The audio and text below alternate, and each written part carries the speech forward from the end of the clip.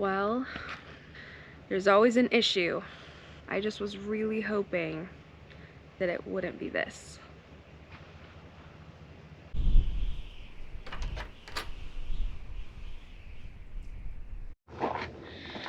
It is a great day to do something that's very, very crucial. Putting a roof on this house.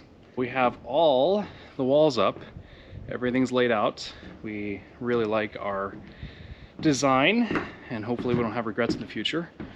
But I would say this house is a little drafty and we need a roof. Let's set some trusses.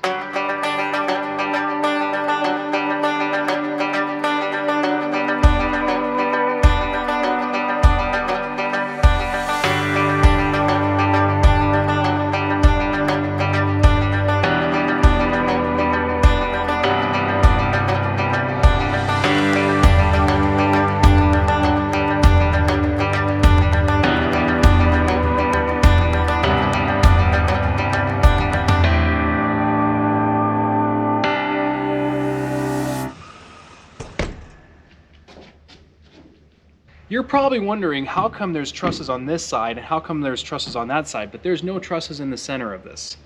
Well, let me tell you a little bit of why. The day before our anniversary was the first time that I got to see the plans of our trusses. So we sat down and started looking at it.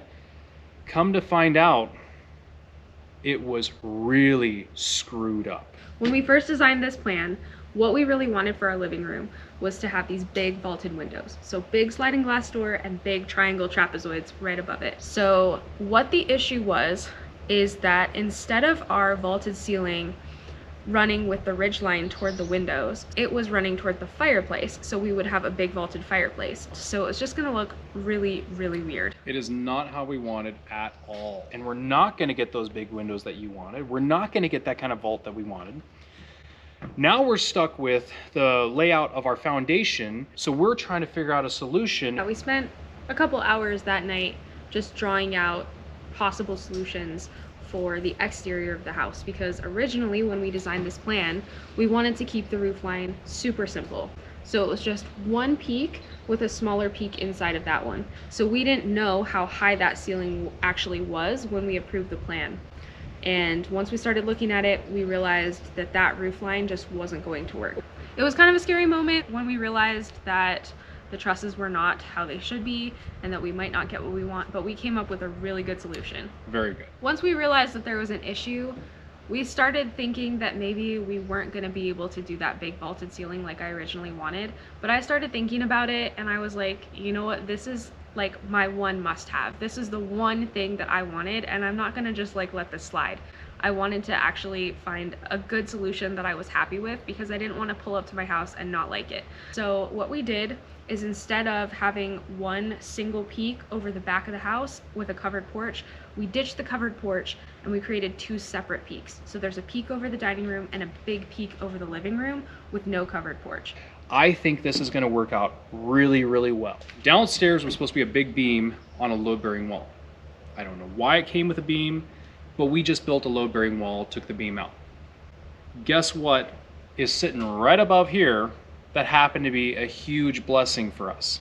That beam. Because these trusses are destroyed, or not destroyed, but they're screwed up, that beam will actually work very well to go above the kitchen and support our vault.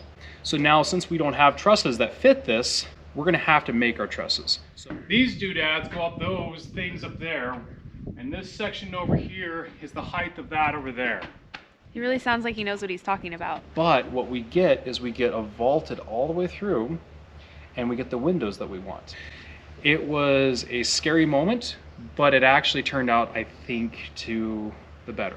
Anyways, it's gonna work out really well, and it's gonna look beautiful when we're done.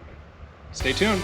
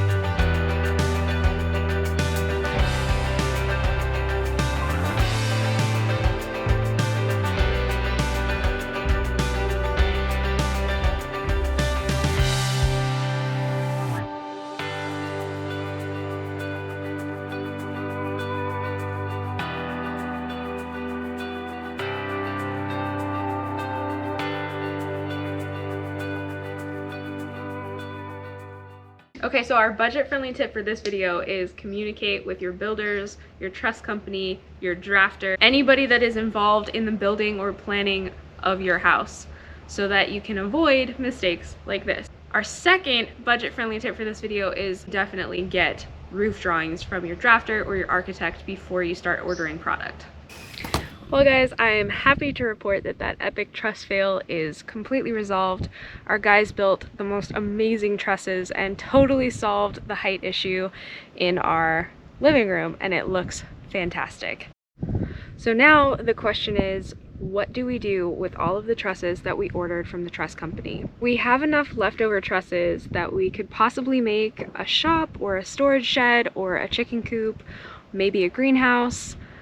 I don't know. If you guys have good ideas, drop them in the comments, and stay tuned, like and subscribe so that you can see what we do with these trusses that we thought we were gonna just burn.